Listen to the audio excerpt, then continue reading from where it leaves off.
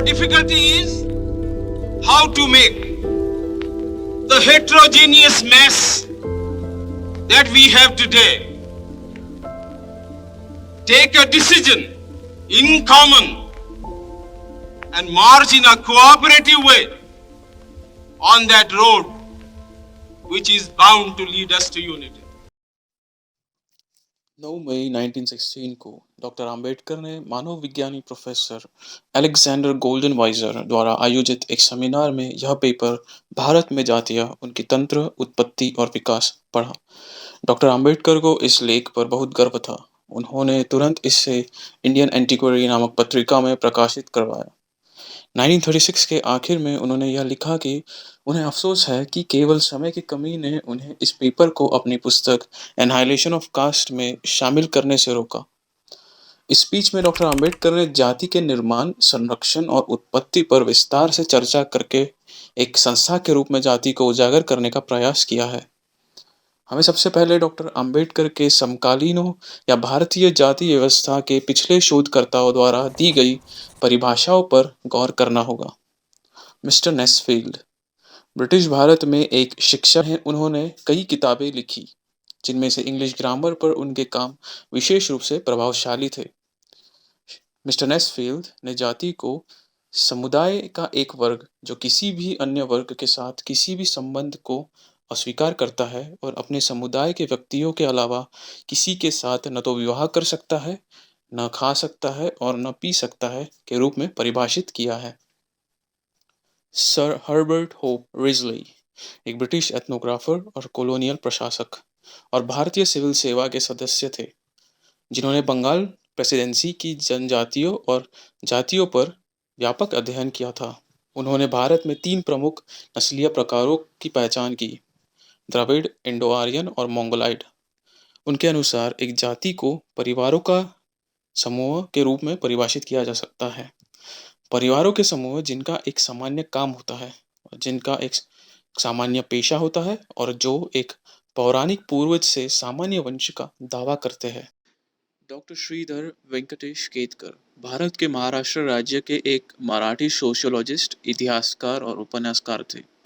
Doctor Ketkar ने जाति को एक सामाजिक समूह के रूप में परिभाषित किया है, जिसमें 2 विशेषताएं हैं। नंबर 1, सदस्यता उन लोगों तक ही सीमित है जो सदस्यों से पैदा हुए हैं और इसमें पैदा हुए सभी व्यक्ति शामिल हैं।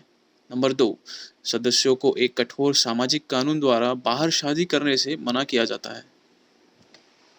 डॉक्टर अंबेडकर के अनुसार यूरोपीय विद्वानों द्वारा प्रदान की गई सभी परिभाषाएं जाति व्यवस्था की एक महत्वपूर्ण विशेषता की ओर इशारा करती है, जो विशिष्टता या एक्सक्लूसिवनेस है। श्री नेस्फील्ड इसे एक सकारात्मक चीज के रूप में भी देखते हैं। इन परिभाषाओं की समीक्षा करना हमारे उद्देश्य के लिए बहुत महत्वपूर्ण है। यह देखा जाएगा कि इन सारी परिभाषाओं में कोई भी अपने आप में पूर्ण या सही नहीं है और सभी जाति व्यवस्था के तंत्र में केंद्रीय बिंदु से चूक गए हैं। जाति की विभिन्न विशेषताओं का क्रिटिकल इवैल्यूएशन, इसमें कोई संदेह नहीं छोड़ता कि एंडोगैमी ही ऐसा कॉन्सेप्ट है जिससे सही ढंग से समझने पर जाति का सार कहा जा सकता है। डॉक्टर अंबेडकर के अनुसार caste in India means an artificial chopping off of the population into fixed and definite units, each one prevented from fusing into another through the custom of endogamy. हम यह दिखाने में सफल हो जाते हैं कि सजातीय विवाह कैसे कायम रखा जाता है, तो हम व्यावहारिक रूप से जाति की उत्पत्ति पर तंत्र को भी साबित कर देंगे। ऐसा करने के लिए हमें पहले यह समझना होगा कि भारतीय पारंपरिक रीति रिवाजों में विवाह को कैसे निपटाया जाता है। अधिकांश प्राचीन सभ्यताओं में एक्सोगैमी का एक सामान्य कानून है, जो एक ही गोत्र में विवाह करने पर प्रतिबंध लगाता है। भारत में न केवल सगोत्र से विवाह करना वर्जित है, बल्कि सगोत्र से विवाह करना कहीं अधिक बड़ा अपवित्र माना जाता है। यह कहना कोई अतिशयोक्ति नहीं है कि भारत के लोगों के लिए एक्सोगैमी एक पंथ है और कोई भी इसका उल्लंघन करने की हिम्मत नहीं करता है। यहाँ तक कि उनके भीतर जातियों की सजातीय विवाह के बावजूद एक्सोगैमी का कड़ाई से पालन किया जाता है और इसके उल्लंघन के लिए अधिक कठोर दंड है। आप आसानी से देखेंगे कि एक्सोगैमी के नियम के साथ कोई जाति नहीं हो सकती है, क्योंकि एक्सोगैमी का अर्थ है संलयन, लेकिन हमारे यहाँ जातियाँ हैं। परिणाम स्वरूप जहाँ तक भारत का संबंध है, अंतिम विश्लेषण में जातियों का निर्माण का अर्थ एक्सोगैमी पर एंडोगैमी का अधिरोपण है। अब समस्या तब आती है जब विवाह योग्य इकाइयों की कमी होती है।